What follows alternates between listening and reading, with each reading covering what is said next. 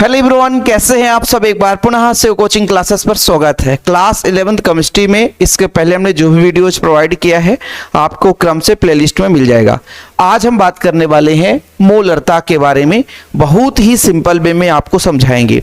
देखिए प्यारे बच्चों, जैसे मान लीजिए हमारे पास कोई बिलियन है। क्या है? बिलियन है। बिलियन को हमेशा हम मिलीलीटर या लीटर से मापते हैं। तो बिलियन में दो घटक होगा, एक तो होगा आपका विलायक और दूसरा होगा आपका विलेय। ठीक है।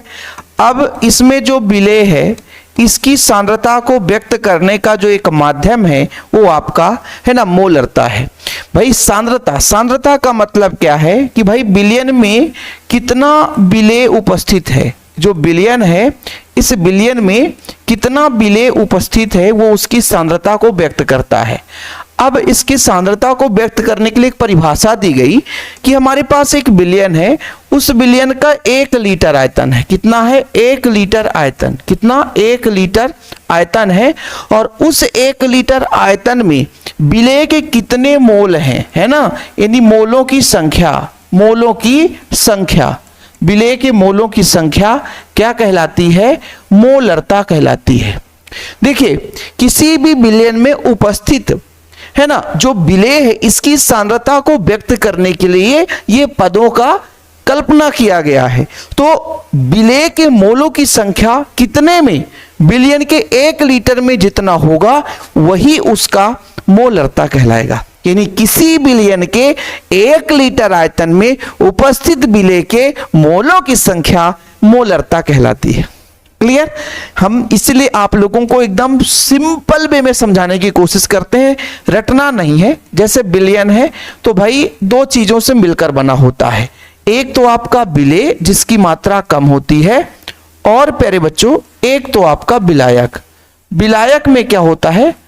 विलायक की मात्रा ज्यादा होती है जो अपने आप में घोलने की क्षमता रखता है। जैसे जल में हमने नमक मिलाया तो जल आपका विलायक और आपका नमक विलेय।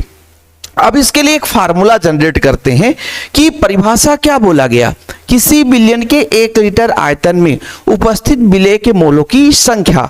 तो जब आप है ना मोलरता निकालोगे प्यारे बच्चों, मोलरता, ठीक, तो मैंने परिभाषा क्या बताया मोलरता का कि बिलियन का 1 लीटर, किसी बिलियन के 1 लीटर आयतन में उपस्थित विलेय के मोलों की संख्या। तो यहां पर आपको लिखना है बिलियन का लीटर में आयतन, बिलियन का लीटर में आयतन,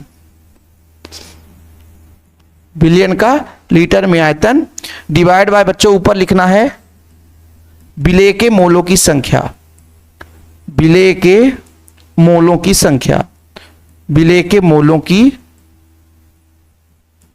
की संख्या, विलेय के मोलों की संख्या। ठीक है, विलेय के मोलों की संख्या। ठीक है, ये आपका परिभाषा हो गया। अब देखो थोड़ा सा, ये लीटर में आयतन है, ये लीटर में आयतन है। आप लोगों से यदि मैं आपसे कह दूं कि ये मोलों की संख्या कैसे निकाली जाती है, मोलों की संख्या निकालने का मतलब है विलेय की कितनी मात्रा है, विलेय की मात्रा कितनी है और विलेय का अणुभार कितना है, विलेय का अणुभार। ठीक है। अब देखिएगा बच्चों, देखिएगा यदि ये लीटर में था, इसको मिलीलीटर में, यदि आयतन को भी मिलीलीटर यदि मैं कह दूं तो मिलीलीटर में बदला। लीटर को मिलीलीटर में कब बदलेंगे भाई? जब इसमें हम 1000 का भाग देंगे। लीटर है, इसको हमने ml में बदल दिया। तो यदि मैं इसमें ऐसा लिख देता तो ये सही होता कि ml में 1000 का भाग देते हैं तो लीटर बनता है।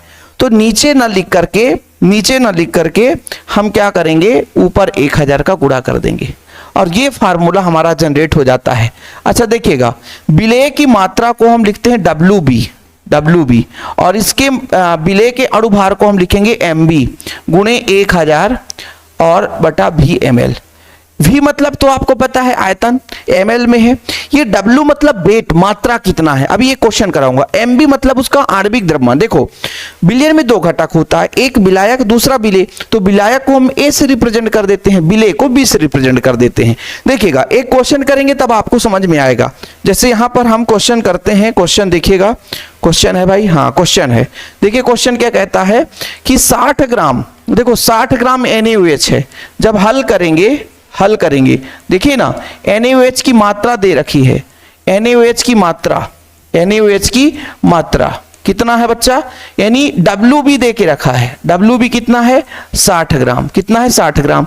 ठीक है सर, 250 ml विलयन में विलेय है, वाह। तो V ml का मान भी दिया है, कितना है 250 ml, ये भी दे दिया है, ml में दिया है।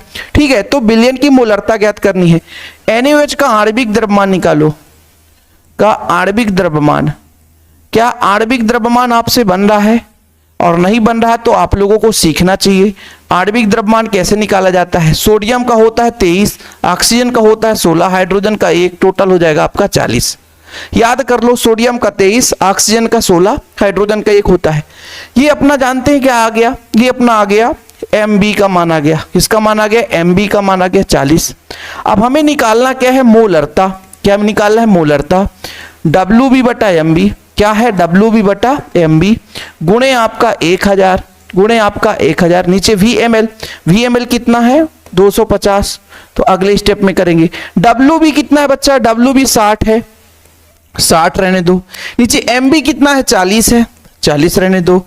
गुणे में आपको 1000 करना है, कितने ml में, 250 ml में। तो 250 ml कर दो। देखो ये चौके से जाएगा बच्चों, और 0 से 0 कट जाएगा, 4 से 4 कट जाएगा, आपका आंसर आ गया 6। इतना सिंपल है। ठीक है, इस क्वेश्चन को आप लोग करिएगा, है ना। 4 ग्राम है, देखो जरा इसका हल करोगे ना बहुत सरल हो जाएगा। 4 ग्राम है तो 4 को ऊपर रखेंगे, NaOH का आणविक द्रव्यमान 40 हो जाएगा। ठीक है, 1000 कितने ml में है, 250 ml में है, तो 250 ml में हो गया। तो ये अपना आंसर आ जाएगा बच्चों, 4 दाहम 40। ठीक है, और ये अपना चौके से जाएगा, 4/10 हो जाएगा, यानी अपना 0.4 हो जाएगा। ठीक है, बाकी लिखने का तरीका आपको बता ही दिया है कि लिखने का तरीका ऐसा होना चाहिए। तो ये एक छोटा सा टॉपिक था मोलरता।